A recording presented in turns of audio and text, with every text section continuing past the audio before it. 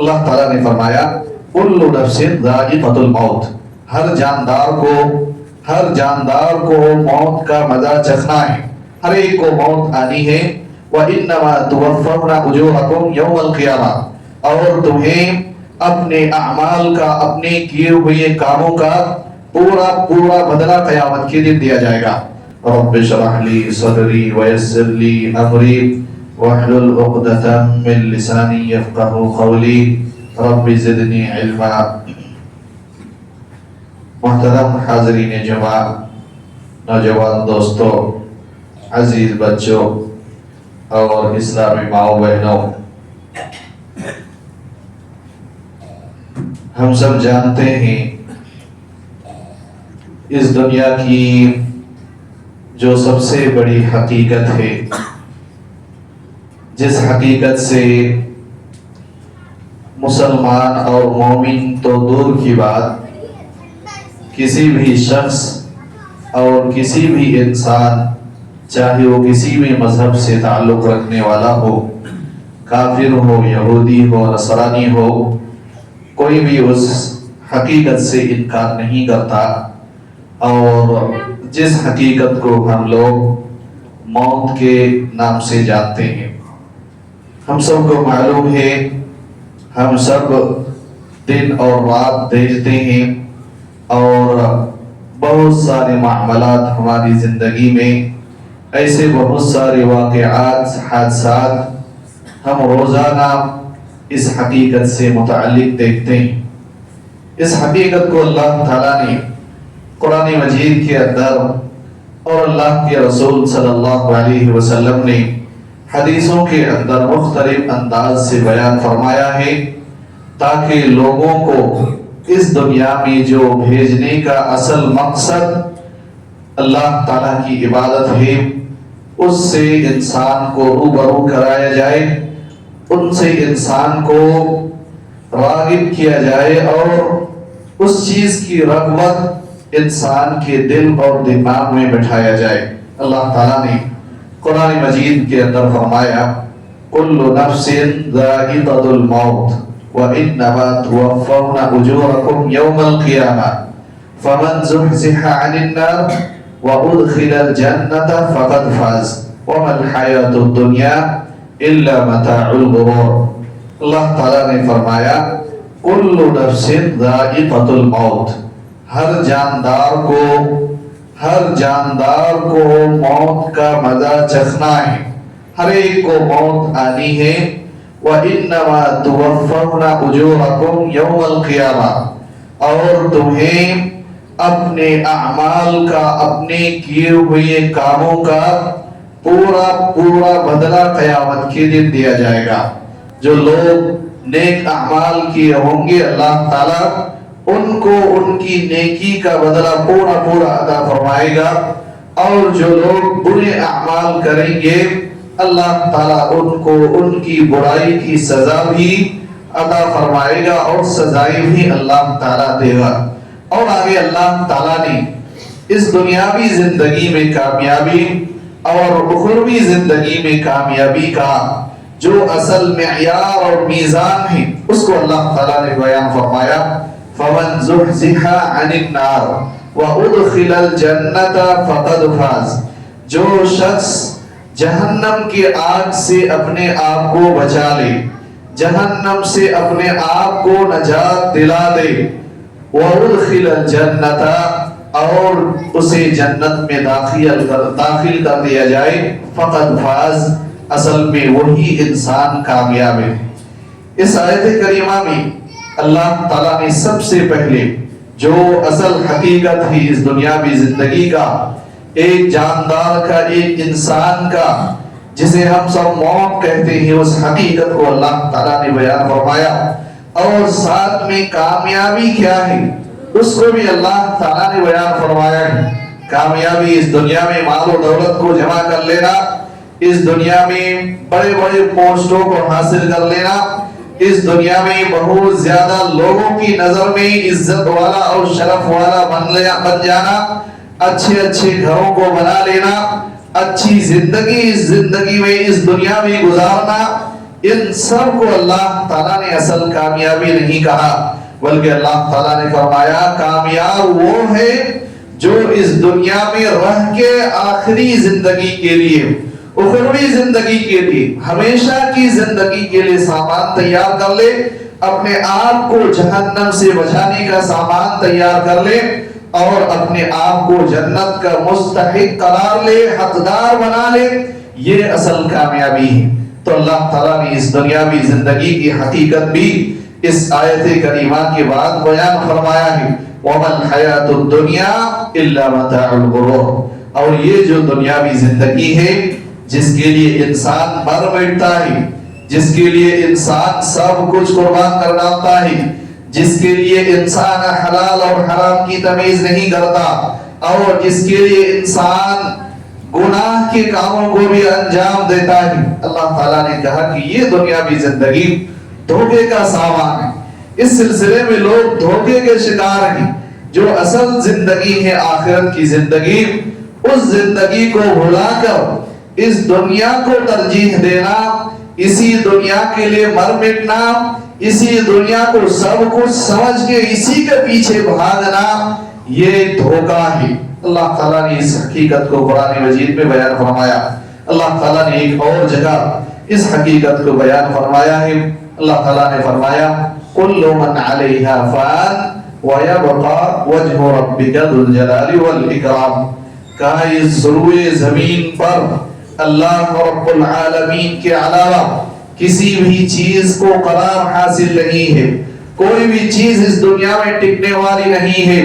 سوائے اللہ رب العالمین کی۔ یہ اس دنیا کی حقیقت ہے جسے اللہ تعالیٰ نے قرآن مجید کے اندر مختلف انداز میں بیان فرمایا ہے۔ ہم سب کا یہی حشر ہونے والا ہے۔ ہم سب روزانہ اپنی نگاہوں سے دیکھتے ہیں، اس چیز کا تصور کرتے ہیں، اس چیز کا احساس ہمارے اندر ہونا چاہیے کہ ہم سب کی یہی حالت ہے۔ اور امام مالک بن دینار رحمت اللہ علیہ ایک تابعی ہے، ایک بڑے محدث ہیں، وہ فرماتے ہیں کہ اس انسان پر مجھے بڑا تعجب ہوتا ہے جس انسان کو معلوم ہے کہ میری زندگی کی جو لیمٹ ہے وہ 60 سال اور 70 سال ہے، اس انسان پر مجھے بڑا تعجب ہوتا ہے جس انسان کو معلوم ہے کہ مجھے ایک دن مر کے جانا ہے، جس انسان کو یہ معلوم ہے کہ میرا آخری انجام موت ہے۔ مجھے اس انسان پر تعجب ہوتا ہے جو انسان اس بات کا علم رکھتا ہے ہر انسان کو اس دنیا سے جانا ہے، اس کا آخری ٹھکانہ قبر ہے، اور اس کا حشر قبر کے اندر کیا ہونے والا ہے، قبر کیسی، قبر کی زندگی کیسے ہونے والی ہے، قبر کون سا گھر ہے، وہاں پہ کیا کیا وسائل موجود ہیں۔ وہاں ایک انسان جو اس دنیا میں سارے آرام دہ چیزوں میں رہنے کا عادی ہو، جو اے سی اور پنکھے کولر کے نیچے زندگی گزارنے کا عادی ہو، جو اچھے گھروں میں رہنے کا، نرم اور بہترین بستر میں سونے کا عادی ہو، جو 5 منٹ اس چلچلاتی دھوپ میں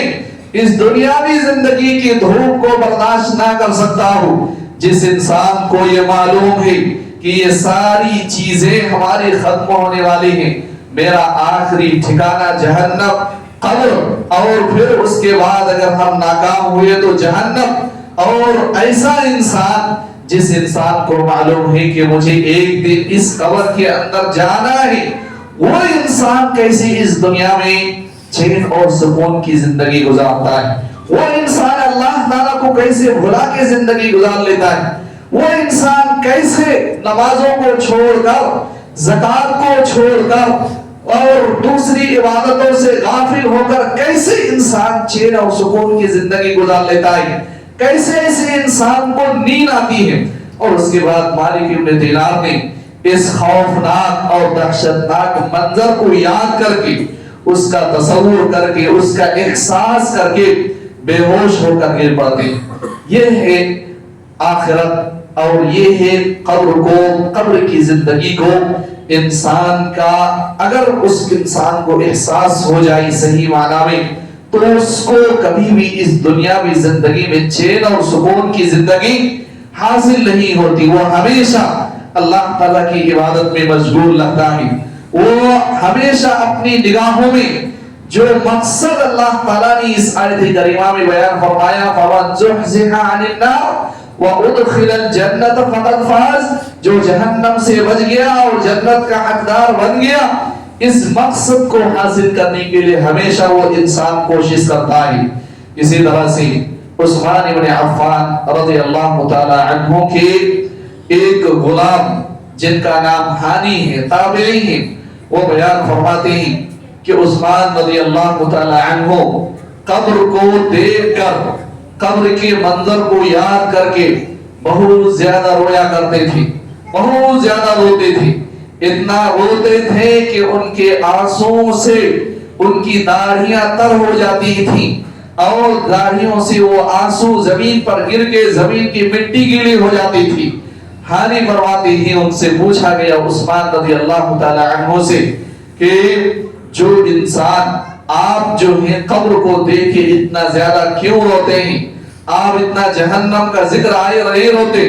جنت کا ذکر آئے اتنا نہیں روتے، آخرت حشر نشر پل صراط وہ ساری چیزیں ذکر کی جاتی ہیں اتنا زیادہ نہیں روتے، لیکن جب بھی قبر کی بات آتی ہے،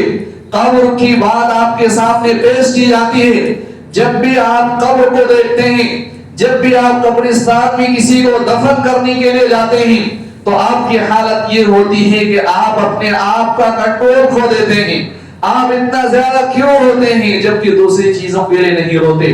عثمان رضی اللہ تعالی عنہ نے فرمایا کہ میں نے اللہ کے رسول صلی اللہ علیہ وسلم کو یہ فرماتے ہوئے سنا ہے القبر اول منازل الاخرہ، قبر یہ آخرت کی منزلوں میں سے یہ سب سے پہلا منزل ہے۔ جو انسان اس قبر کے اندر کامیاب ہو جاتا ہے آگے کے مراحل اس کے لیے آسان ہو جاتا ہے،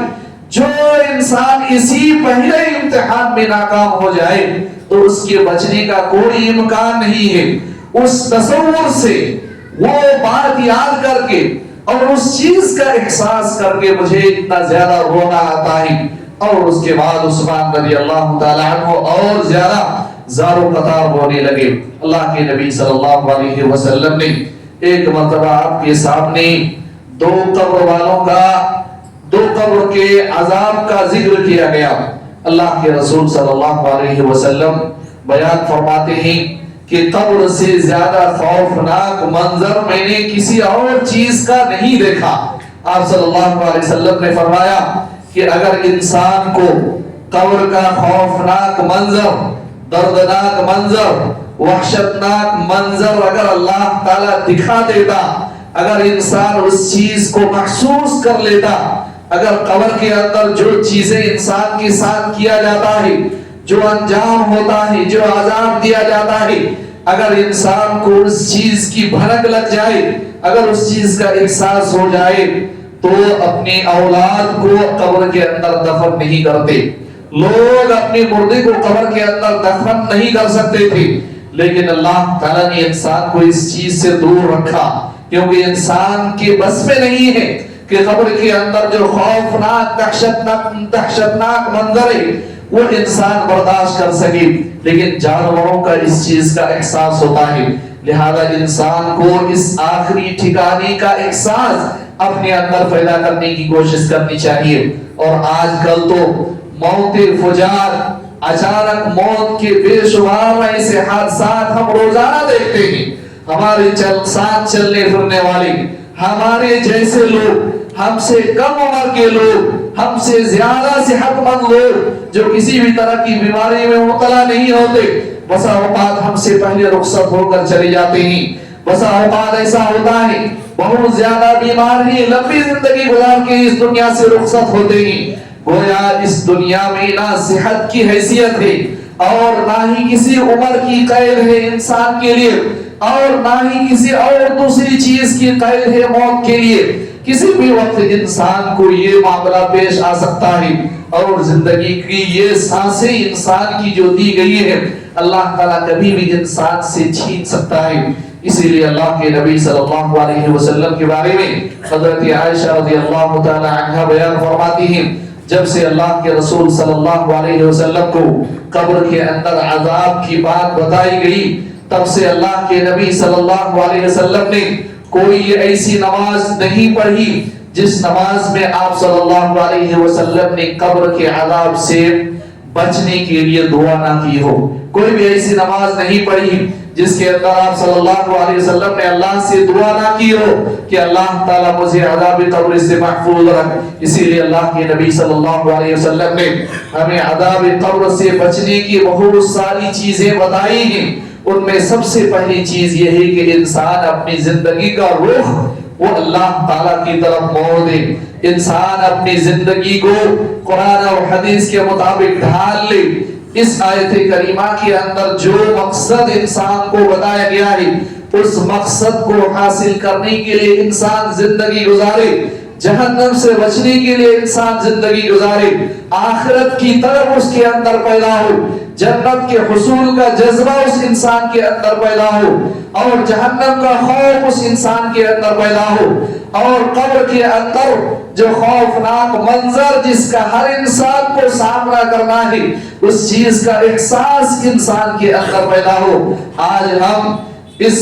پرفتن دور میں ایک بہت سارے آلات کے ساتھ، بہت سارے وسائل کے ساتھ، بہت ساری چیزوں کے ساتھ، بہت سارے آرام دینے والی چیزوں کے ساتھ ہمارے لیے آج زندگی گزارنا مشکل ہے۔ اگر آدمی 10 منٹ کے لیے کہیں اس دھوپ میں جائے تو آدمی پریشان ہو جاتا ہے۔ ہمارے گھروں میں اگر کھڑکیاں نہ ہو اس گھر میں جینا آج مشکل ہے۔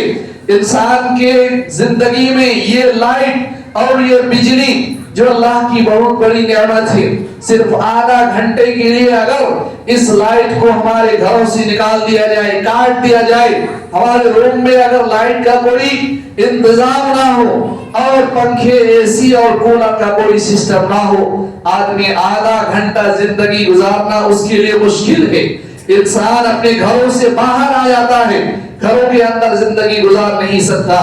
ایک ایسا گھر جس کو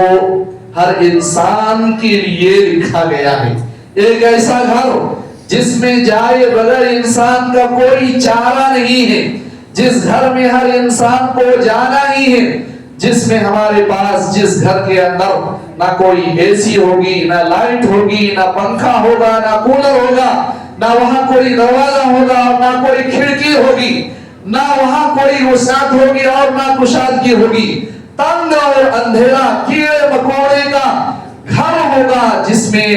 ہم ہوں گے اور ہمارے ساتھ ہماری نیکیاں ہوں گی۔ اس کے علاوہ تیسری کوئی بھی چیز ہمارے ساتھ نہیں ہوگی۔ اس وقت کو انسان کو یاد کرنا چاہیے، اور اس وقت جو انسان کو فائدہ دینے والی چیزیں ہیں وہ فائدے کے کام ہمیں اس دنیاوی زندگی میں کرنا چاہیے۔ ان میں سب سے جو پہلے فائدے کی چیز ہے وہ یہ ہے کہ انسان نیک اعمال کو انجام دے، آخرت کی تیاری کرے، قرآن حدیث کے مطابق زندگی کو گزارے، برائیاں کو چھوڑ دے۔ اور اللہ کے نبی صلی اللہ علیہ وسلم نے فرمایا کہ 2 آدمی کو قبر کے اندر عذاب دیا جا رہا ہے۔ پھر آپ صلی اللہ علیہ وسلم نے وجہ بتائی ان دونوں کو کیوں قبر کے اندر عذاب دیا جا رہا ہے۔ ان میں سے ایک آدمی ایسا ہے جو دنیا میں چغلی کیا کرتا تھا، غیبت کیا کرتا تھا، جس کی وجہ سے اللہ تعالیٰ ان کو قبر میں عذاب دیتا ہے۔ اس لیے انسان کو ان گناہوں سے اپنے آپ سے، ان گناہوں سے بچانے کی کوشش کرنی چاہیے۔ اور دوسرے آدمی کے بارے میں اللہ کے نبی صلی اللہ علیہ وسلم نے بتایا کہ وہ پیشاب کی چھینٹوں سے نہیں بچتا تھا۔ اس لیے انسان کو ان گناہوں سے بچنا چاہیے۔ یہ ایک مثال ہے۔ اس کے علاوہ جتنے بھی گناہ ہیں ان تمام گناہوں کی وجہ سے انسان کو قبر کے اندر عذاب دیا جا سکتا ہے۔ تمام قسم کی گناہوں سے انسان کو بچنا چاہیے، اور خصوصی طور پر تشہد میں اللہ کے نبی صلی اللہ علیہ وسلم نے جو ہمیں دعا سکھائی عذاب قبر سے بچنے کے لیے، اللہم انی اعوذ بک من عذاب جہنم ومن عذاب القبر ومن فتنة المحیا والممات ومن شر فتنة المسیح الدجال۔ اور اس قسم کے بہت سارے الفاظ کے ساتھ یہ دعائیں اللہ کے نبی صلی اللہ علیہ وسلم سے ثابت ہیں۔ اس لیے انسان کو یہ دعا ہمیشہ کرنے کی کوشش کرنی چاہیے، کیونکہ یہ نبی صلی اللہ علیہ وسلم کی سکھائی ہوئی دعا ہے۔ اللہ تعالیٰ سے دعا ہے اللہ تعالیٰ ہمیں اس دنیا کی حقیقی حقیقت کو پہچاننے کی ہمیں توفیق عطا فرمائے اور اللہ تعالی ہمیں آخرت کی تیاری کرنے کی توفیق عطا فرمائے اللہ تعالی ہمیں کتاب و سنت کی طرف رجوع کرنے کی توفیق عطا فرمائے اللہ تعالی ہر طرح کی گناہ اور معصیت کے کاموں سے ہم سب کو دور رہنے کی توفیق عطا فرمائے اللہ تعالی قبر کے جو منازل ہیں اللہ تعالی ہمارے لیے آسان فرما اللہ تعالی قبر کی عذاب سے ہم سب کی حفاظت فرما اللہ تعالی ہم سب کو جہنم سے بچنے کی توفیق دے اللہ تعالی ہم سب کو جنت کا مستحق بنا اللہ تعالی ہمیں جب تک زندہ رکھ ایمان اور اسلام کی حالت پر زندہ رکھ اور جب ہمارا خاتمہ ہو اللہ تعالی ہمیں کلمہ طیبہ لا الہ الا اللہ نصیب ہو اللہ تعالی جب ہماری موت ہو تو اللہ تعالی توحید پر اور اسلام پر موت ہو اللہ تعالی ہم میں سے جو شخص بیمار ہیں ان کو شفاء کاملہ عاجلہ عطا فرما ہم میں سے جو شخص صحت مند ہیں تندرست ہیں اللہ تعالیٰ تو انہیں قرآن حدیث کے مطابق زندگی گزارنے کی توفیق عطا فرما بارک اللہ لنا ولکم فی القرآن المجید ونفعنی وإیاکم بالآیات والذکر الحمید انہ تعالی جواد کریم ملیک رؤوف رحیم